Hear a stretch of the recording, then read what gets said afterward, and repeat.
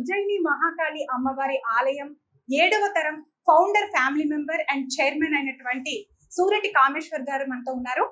ఈ ఆలయం ఎవరు నిర్మించారు, ఈ ఆలయ విశిష్టత గురించి, అలాగే ఈసారి జరిగే బోనాల ఉత్సవాల విషయాల గురించి మనం ఇప్పుడు అడిగి తెలుసుకుందాం. నమస్కారం. నమస్కారం అండి సార్, చెప్పండి. ఫస్ట్ ఈ ఆలయం ఎవరు నిర్మించారు, ఎప్పుడు నిర్మించారు? మా పూర్వీకులైన సుట్టి అప్పయ్య గారు నిర్మించారండి. ఇది 1813లో బర్మా బ్రిటిష్ మధ్య యుద్ధం జరిగేటప్పుడు వీళ్ళని ఉజ్జయిని పంపడం జరిగింది. ఆ సమయంలో కలరా వ్యాధి రావడం ప్లస్ యుద్ధంలో మనం ఓడిపోవడం జరుగుతుంది. అక్కడ ఆరో శక్తిమైన గట్కాళి అని అమ్మవారు ఉన్నారు. సో అక్కడ మనకు అమ్మవారిని ప్రార్థించడం జరిగింది.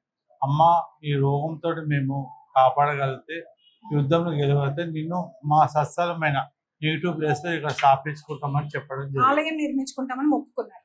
అవును. సో 1815 సంవత్సరంలో శ్రీ ఉజ్జయిని మహాకాళి అని నామకరణం చేస్తూ ఒక చెక్క విగ్రహం ఏర్పాటు చేస్తారు. ఇదే చెక్క విగ్రహం ఫస్ట్.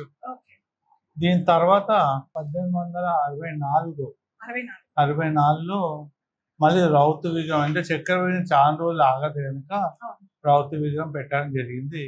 తర్వాత 1940 ఆఫ్టర్ ఇండిపెండెన్స్ తర్వాత ఆ రౌతు విగ్రహం ఇప్పుడు మనకు కనబడదు.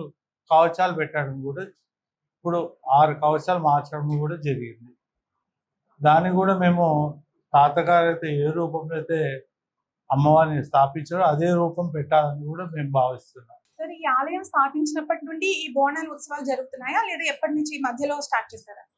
లేదమ్మా, ఈ ఆలయానికి ఒక చరిత్ర ఉంది.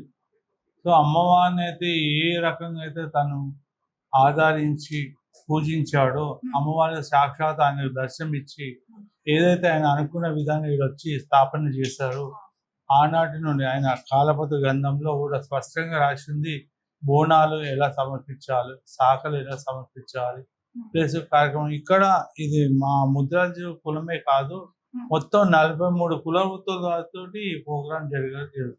మొత్తం నియమాలని తాళపత్ర గ్రంథాల్లో రాసి ఉంచారు, ఏ విధంగా చేయాలి, ఉత్సవాలు ఎలా చేయాలని. అప్పుడైతే మనము జాములు అంటుండే, గడియలు అంటుండే, ఇప్పుడు సమయం అంటున్నాము, టైం అంటున్నాం. సో ఆ పాత టైంలో జాములలో కన్వర్ట్ చేసి రాయించడం జరిగింది. ఏ టైంకి ఏం చేయాలనేది కూడా అందులో స్పష్టంగా రాసింది. పోతరాజు కూడా ఏ విధంగా ఉండాలి. ఇప్పుడైతే మామూలుగా ఫ్యాబ్రిక్ పెయింట్ వేసుకొని ఇవి రకరకాలు కనబడుతుంది, కానీ దాంట్లో నియమం ఉంది. పోతరాజు కాలు కండే కనబడదు, ఇంత ముందు రెడ్ క్లాత్ తోటి కట్టుకుని ఉండాలి. దాంట్లో స్పష్టంగా రాసింది. ఈ జలకడవ, వేగండ్ల గుండ, పచ్చికుండ ప్లస్ ఇవన్నీ కుండలు కూడా ఆయన ఏ దిక్కులో పెట్టాలి, ఎలా తీసుకురావాలి, ఏ విధంగా చేయాలని స్పష్టంగా రాసింది. అదే విధంగా కూడా నీటి కూడా మేము చేయడం జరుగుతుంది.